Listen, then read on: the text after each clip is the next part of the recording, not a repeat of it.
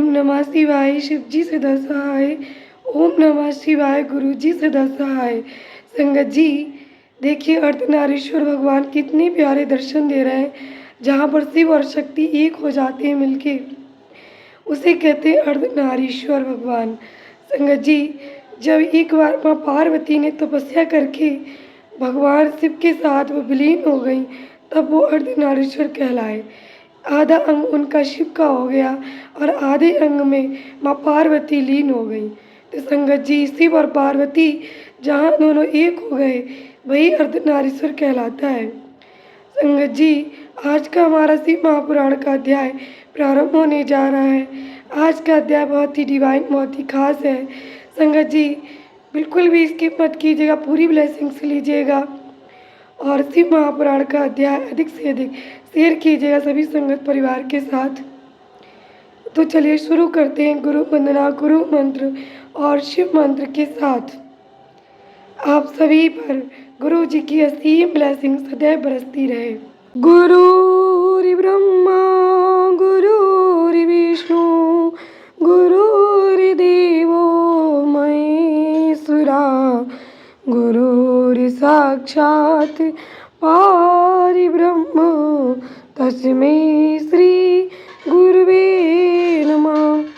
ओम नमः शिवाय शिव जी सदा सहाय। ओम नमः शिवाय गुरु जी सदा सहाय। ओम कर्पूरी गौरम करुणावतारम संसारी सारम भुजगेन्द्रहारम सदा शान्तं हृदयारविन्दे भवं भवानी सहितं नमामि नमामि। पार्वती की बात सुनकर जटाधारी ब्राह्मण का शिव जी की निंदा करते हुए पार्वती को उनकी ओर से मन को हटा लेने का आदेश देना। पार्वती बोली, जटाधारी विप्रवर, मेरा सारा वृत्तांत सुनिए। मेरी सखी ने जो कुछ कहा है वह ज्यों का त्यों सत्य है, उसमें कुछ भी असत्य नहीं है। मैं मन, वाणी और क्रिया द्वारा सत्य ही कहती हूँ, सत्य नहीं। मैंने साक्षात पति भाव से भगवान शंकर का ही वर्ण किया है। यद्यपि जानती हूँ वह दुर्लभ वस्तु भला मुझे कैसे प्राप्त हो सकती है, तथापि मन की उत्कंठा से विवश हो मैं तपस्या कर रही हूँ। ब्राह्मण से ऐसी बात कहकर पार्वती देवी इस समय चुप हो रही। तब उनकी वह बात सुनकर ब्राह्मण ने कहा, ब्राह्मण बोले, इस समय तक मेरे मन में ये जानने की प्रबल इच्छा थी कि ये देवी किस दुर्लभ वस्तु को चाहती है जिसके लिए ऐसा महान तप कर रही हैं। किंतु देवी, तुम्हारे मुखारविंद से सब कुछ सुनकर उस अभिष्ट वस्तु को जान लेने के बाद अब मैं यहाँ से जा रहा हूँ। तुम्हारी जैसी इच्छा हो वैसा करो। यदि तुम मुझसे न कहती तो मित्रता निष्फल होती। अब जैसा तुम्हारा कार्य है वैसा ही उसका परिणाम होगा। जब तुमने इसी में सुख है तो मुझे कुछ नहीं कहना है। वह ऐसी बात कहकर ब्राह्मण ज्यों ही जाने का विचार किया, तो वहीं पार्वती देवी ने प्रणाम करके उनसे इस प्रकार कहा। पार्वती बोली, विप्रवर, आप क्यों नहीं आएंगे? ठहरिए और मेरे हित की बात बताइए। पार्वती के ऐसा कहने पर दंडधारी ब्राह्मण देवता रुक गए और इस प्रकार बोले, देवी, यदि मेरी बात सुनने का मन है और मुझे भक्ति भाव से ठहरा रही हो तो मैं वह सब तत्व बता रहा हूँ जिससे तुम्हें हिताहित का ज्ञान हो जाएगा। महादेव जी के प्रति मेरे मन में गौरव बुद्धि है, अतः मैं उनको सब प्रकार से जानता हूँ, तो भी यथार्थ बात कहता हूँ, तुम सावधान होकर सुनो। वृषभ के चिन्ह से अंकित ध्वजा धारण करने वाले महादेव जी सारे शरीर में भस्म रमाए रहते हैं, सिर पर जटा धारण करते हैं, धोती की जगह बाघ का चाम ओढ़ते हैं, हाथ में भीख मांगने के लिए एक खोपड़ी लिए रहते हैं।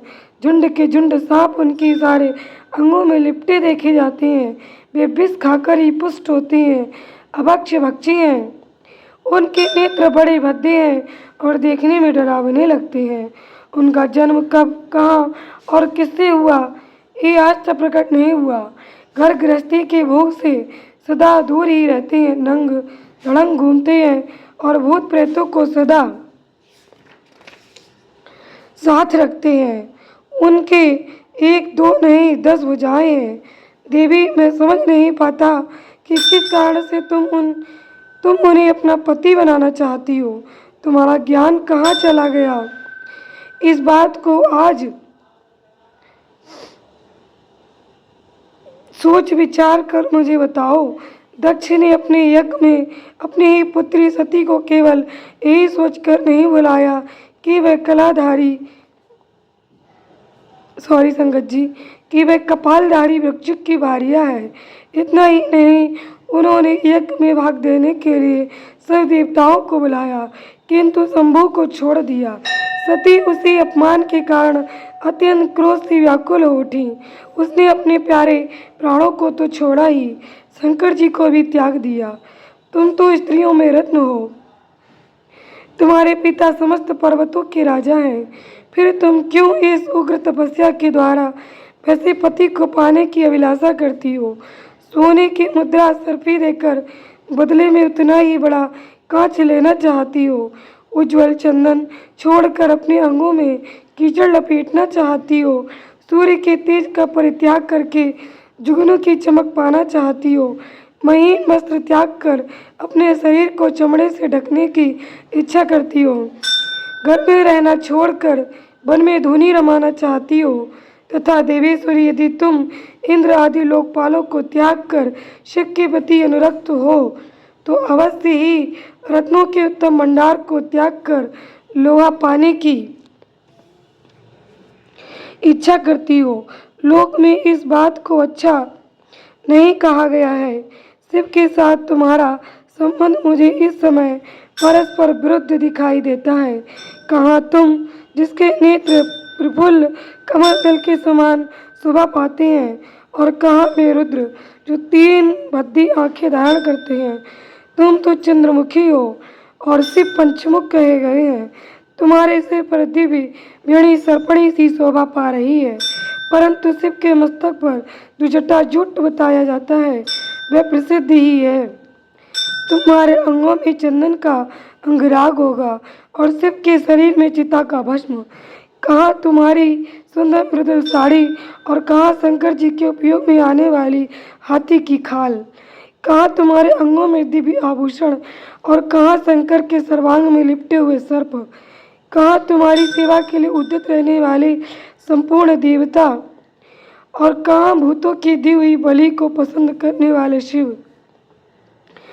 कहाँ तो मृदंग की मधुर ध्वनि और कहाँ डमरू की डिमडिम। कहाँ भेड़ियों के समूह की गड़गड़ाहट और कहाँ अशुभ संगीत नाद। कहाँ ढक्का का शब्द और कहाँ अशुभ गलनाद। तुम्हारा ये उत्तम रूप शिव के योग्य कदापि नहीं है। यदि उनके पास धन होता तो वे दिगंबर नंगे क्यों रहते? सवारी के नाम पर उनके पास एक बूढ़ा बैल है और दूसरी कोई भी सामग्री उनके पास नहीं है। कन्या के लिए ढूंढे जाने वाले वरों में उन नारियों को सुख देने वाले गुण बताए गए हैं, उनमें से एक भी गुण भद्दी आंख वाले रुद्र में नहीं है। तुम्हारे परम प्रिय काम को भी उन हर देवता ने दग्ध कर दिया और तुम्हारे प्रति उनका अनादर तो तभी देख लिया गया जब वे तुम्हें छोड़कर अन्यत्र चले गए। उनकी कोई जाति नहीं देखी जाती, उन्हें विद्या तथा ज्ञान का भी पता नहीं चलता। पिशाच ही उनके सहायक हैं और विष तो उनके कंठ में ही दिखाई देता है। वे सदा अकेले रहने वाले और विशेष रूप से विरक्त हैं, इसलिए तुम्हें हर के साथ अपने मन को नहीं जोड़ना चाहिए। कहाँ तुम्हारे कंठ में सुंदर हार और कहाँ उनकी गले में नरमुंडों की माला। देवी, तुम्हारे और हर के रूप आदि सब एक दूसरे के विरुद्ध है, अतः मुझे तो ये संबंध नहीं रुचता। फिर तुम्हारी जैसी इच्छा हो वैसा करो। संसार में जो कुछ भी असत वस्तु है वह सब तुम स्वयं चाहने लगी हो, अतः मैं कहता हूँ कि तुम उस असत की ओर से अपने मन को हटा लो, अन्यथा जो चाहो वह करो, मुझे कुछ नहीं कहना है। ब्रह्मा जी कहते, नारद, ये बात सुनकर पार्वती शिव की निंदा करने वाले ब्राह्मण पर मन ही मन कुपित हो उठी और उससे इस प्रकार बोली। जय गुरु जी। शुक्राना गुरु जी, अनंतम शुक्राना।